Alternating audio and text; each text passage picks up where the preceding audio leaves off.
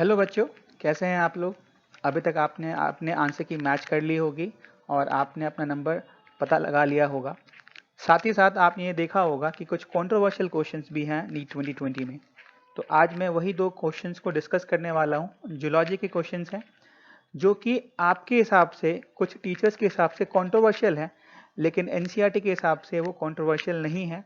कुछ लॉजिक्स, कुछ बेसिक्स मैं आपको बताऊंगा जिससे मैं ये आपको प्रूव कर पाऊंगा कि क्वेश्चंस एक्चुअली जो है आपके गलत नहीं है। सो इसलिए मैंने आज टॉपिक रखा है not so controversial question of NEET 2020 biology. ठीक है, तो चलिए हम बात करते हैं इन क्वेश्चंस की। देखिए, वैसे क्वेश्चंस बहुत ईजी है, तो मैं क्वेश्चन पढ़ देता हूँ। मेरे पास कोड था बच्चों G6। मेरे पास जो कोड था वो G6 था और क्वेश्चन नंबर 45 है। और उसमें क्वेश्चन ये है, identify the wrong statement with regard to restriction enzymes. I repeat, identify the wrong statement with regard to restriction enzymes. First option, they cut the strand of DNA at palindromic site. Second option, they are useful in genetic engineering. Third option, sticky ends can be joined by DNA ligase. And fourth is, each restriction enzyme functions by inspecting the length of a DNA sequence. तो बच्चों ये चार options थे। बहुत बच्चों ने option 1 को correct माना है, मीन्स रॉन्ग स्टेटमेंट माना है। बहुत सारे बच्चों ने थर्ड स्टेटमेंट को रॉन्ग माना है। तो देखिए बच्चों, option number 2 and option number 4 it is being entirely correct. इसमें कोई हेजीनेस या प्रॉब्लम नहीं है, लेकिन प्रॉब्लम कहाँ है, 1 और 3 में। अब बच्चों, बिफोर मेकिंग यू अंडरस्टैंड, एक चीज यहाँ पे आप समझ लीजिए कि नाम दे रखा है रिस्ट्रिक्शन एंजाइम्स।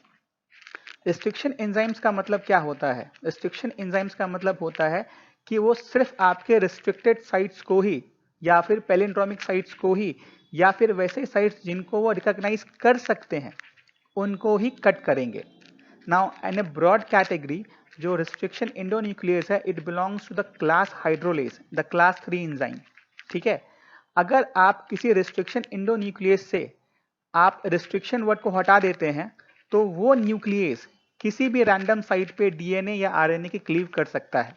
ठीक है, लेकिन अगर आप किसी न्यूक्लियस के ऊपर, यानी उससे पहले रिस्ट्रिक्शन को ऐड कर देते हैं, तो that is being very clear कि वो एक स्पेसिफिक साइट को ही कट करेगा। ठीक है, तो एक तो मेरी पॉइंट ये बात हो गई। दूसरी पॉइंट को आप समझते हैं, जो स्टिकी एंड्स हैं। ठीक है, sticky ends can be joined by using DNA ligase. याद रखिए, again the ligase belong to the class 6 enzyme and ligase produce the covalent bond and join the two DNA fragment. ठीक है, तो इसका मतलब ये है कि ऑप्शन 2 भी करेक्ट है, ऑप्शन 3 भी करेक्ट है, ऑप्शन 4 भी करेक्ट है। ठीक है, ऑप्शन 1 में एम्बिग्यूटी क्या है?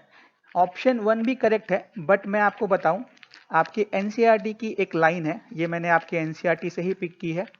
Restriction enzymes cut the strand of DNA a little away from the center of palindromic sites, but between the same two bases of opposite strands.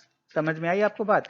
तो इस स्टेटमेंट के हिसाब से अगर मैं एनसीईआरटी को मानूं, तो इस स्टेटमेंट के हिसाब से जो पहला वाला क्वेश्चन है, ठीक है, ये एक रॉन्ग स्टेटमेंट माना जाएगा। हालांकि ये स्टेटमेंट भी करेक्ट है, लेकिन मैं एज पर एनसीईआरटी की बात करूं तो ये स्टेटमेंट आपका सही होगा। ठीक है, सो इसका मतलब क्या हो गया, इसका आंसर क्या होगा? So answer will be 1, correct. चलिए, अब देखिए दूसरा क्वेश्चन है। अगेन ये कोड आपका G6 है, code is G6। Okay, now this is the question number 85। Which of the following hormone level will cause release of ovum during ovulation from the Graafian follicle? Option है the high concentration of progesterone, low concentration of LH, low concentration of FSH and high concentration of oestrogen. Now बच्चों, आप जानते होंगे कि high concentration of LH, that is called as LH surge, is being responsible for the ovulation. ये आप सब जानते हैं, इसमें कोई कंट्रोवर्सी है ही नहीं। बट जब आप पढ़ते हैं या फिर जब टीचर्स बात करते हैं, तो इस ग्राफ के जो मायने हैं वो बढ़ जाते हैं। जब आप इस ग्राफ को देखेंगे बच्चों, तो मैं बोलता हूं कि आप फोकस कीजिए this estrogen part and the LH part. अगर आप यहाँ पे गौर करेंगे फ्रॉम द डे 11, ठीक है, from the day 11 there is a gradual rise in estrogen level, okay, and on day 13 there is a gradual rise in LH, okay. Now exactly क्या होता है बच्चों, वो मैं समझाने के लिए ग्राफ ले रहा हूं, और ये NCERT की ग्राफ है, ये आप बखूबी जानते हैं। जैसे ही एस्ट्रोजन राइज होगा बच्चों, the rise in estrogen will promote two things, one the rise in LH and the second is rise in GnRH। मैं GnRH की बात नहीं करूंगा, लेकिन एस्ट्रोजन के बढ़ने से LH का सिक्रेशन बढ़ता है, and that increase in a surge of LH is causing the ovulation. तो मेरे कहने का मतलब क्या है, मेरे कहने का सिर्फ इतना है कि एस्ट्रोजन अगर राइज नहीं होता तो LH राइज नहीं होता। तो प्रेफरेंस के अनुसार अगर देखा जाए तो आपको ये पता चलेगा कि LH सर्ज के लिए एस्ट्रोजन का बढ़ना इक्वली इंपॉर्टेंट है। तो इस क्वेश्चन को बहुत सारे टीचर्स ने गलत माना है, कंट्रोवर्शियल माना है।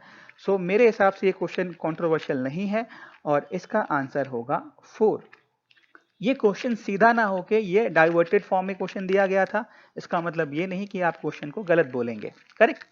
तो आई होप कि आपको ये डायग्राम समझ में आ गया। आप इस डायग्राम को फिर से देख सकते हैं।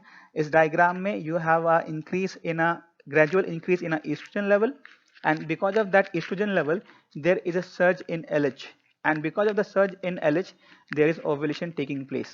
Now ये भी मैं आपको बताता चलूं बच्चों, ये जो आपका बीचों बीच एक लाइन है that is being a day 14, ठीक है, तो LH सर्ज डे 14 पे नहीं होता, ठीक है, कुछ घंटों पहले, ठीक है, ये this is the day 14 and this is the LH surge, यानी कि ओव्यूलेशन होने से कुछ घंटे पहले ही LH सर्ज हो जाता है, ठीक है। ये भी एक अच्छा क्वेश्चन है जो कि आप इंडिकेट कर सकते हैं आपके अपकमिंग एग्जाम्स के लिए, ठीक है। तो आई होप कि आपको ये दोनों कंट्रोवर्शियल क्वेश्चन समझ में आ गए होंगे। ये दोनों ही क्वेश्चंस कई सारी जगह पे कंट्रोवर्शियल मार्क किए गए हैं, बट मेरे हिसाब से ये कंट्रोवर्शियल नहीं है, ठीक है। तो आई होप कि बच्चों आपको ये टॉपिक्स दोनों समझ में आ गई होंगी। Thank you very much. Thank you students, have a good day.